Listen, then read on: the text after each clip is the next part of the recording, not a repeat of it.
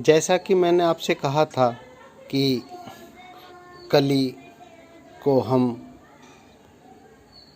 Disturb करेंगे अपनी भावनाओं से तो कली खिलना बंद हो जाएगी, और खिलना बंद हो गई थी। परंतु उसके बाद हमने विचार किया कि हमारी भावना, हमारी सोच का असर पड़ता है किसी भी जीव पर, और अधिकतर हमारे प्रकृति हमारी भावनाओं को पकड़ती है। अब हम देख रहे हैं कि यह पुष्प के रूप में खिल चुकी है वह कली, और समय तो लिया परंतु उसने अपना असली स्वरूप दिखाया।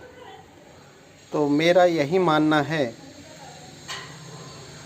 हमारी भावना का असर सभी पर पड़ता है, पुष्प ही नहीं, हमारे समाज में और हमारी प्रकृति में भावना का सबसे महत्वपूर्ण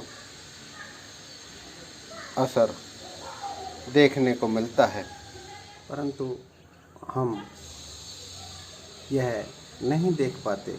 हम सोचते हैं कि हम जो बोलते हैं यही कान सुनते हैं और यही मस्तिष्क समझता है, जबकि ऐसा नहीं है।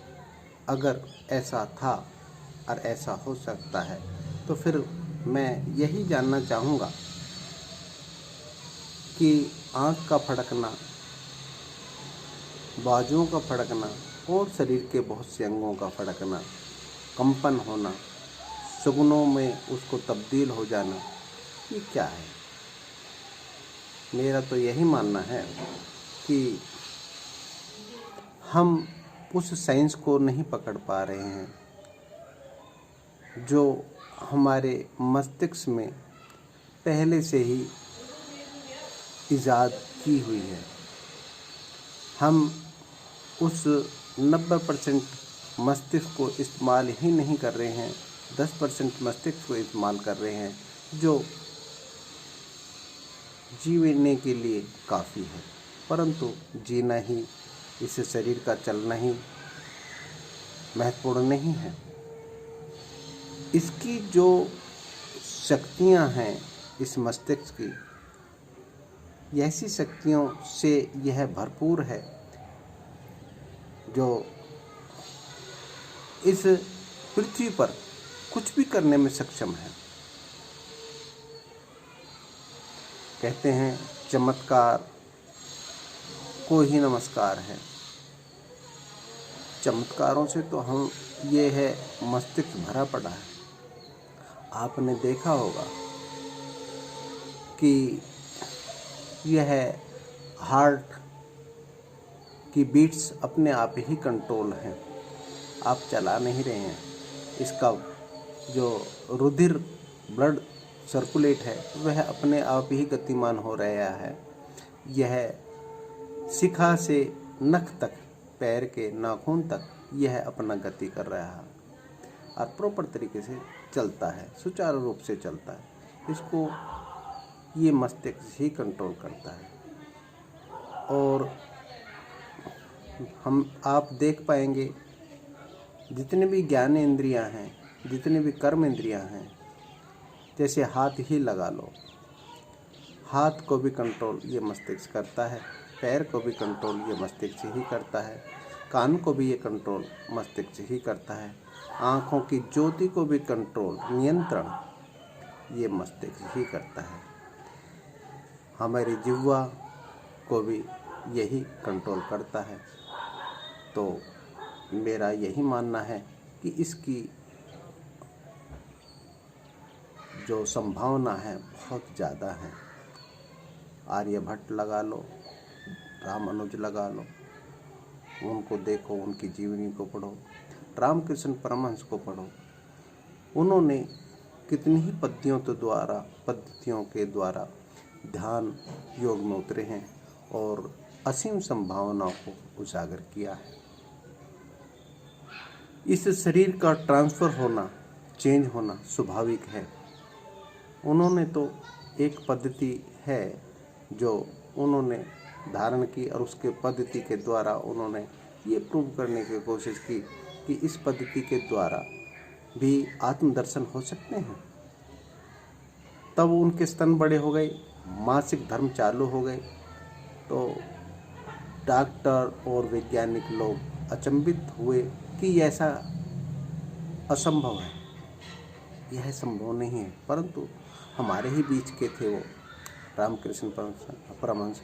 ज़्यादा समय नहीं हुआ, उनकी जीवनी पढ़ेंगे तो इस चीज़ का उल्लेख मिल जाएगा। और वो माँ जगदम्बे से, माँ काली का उपासक थे। वो काली से इतनी मोहब्बत थी कि अपने बगल में ही बैठ के, उनके बगल में ही बैठ के, उनके साथ ही सानिध्य इतना मजबूत था कि उनसे जैसे साधारण तौर पर हम लोग आपस में बात करते हैं, उसी तरीके से वो बात किया करते थे। इसलिए यह सोचने पर मजबूर कर देता है कि ये शक्तियाँ किस तरीके से काम करती हैं, हमें जान लेना चाहिए। मीरा ने 5000 वर्ष बाद कृष्ण को फिर से अपने जीवन में लाकर खड़ा कर दिया और उस पद्धति के अनुसार उन्होंने वो कर दिखाया जो साधारण तौर पर नहीं होता। यह सिर्फ ये मस्तिष्क करता है, और मस्तिष्क की असीम संभावना है। रामानुज के साथ आज भी कैम्ब्रिज यूनिवर्सिटी में रामानुज से के लिए ज़्यादा समय नहीं हुआ है, उनके द्वारा थ्योरियों का भंडार लगा दिया गया। आज भी कैम्ब्रिज यूनिवर्सिटी में उन पर रिसर्च चल रही है। यह मस्तिष्क की संभावना अभिव्यक्त करते हैं।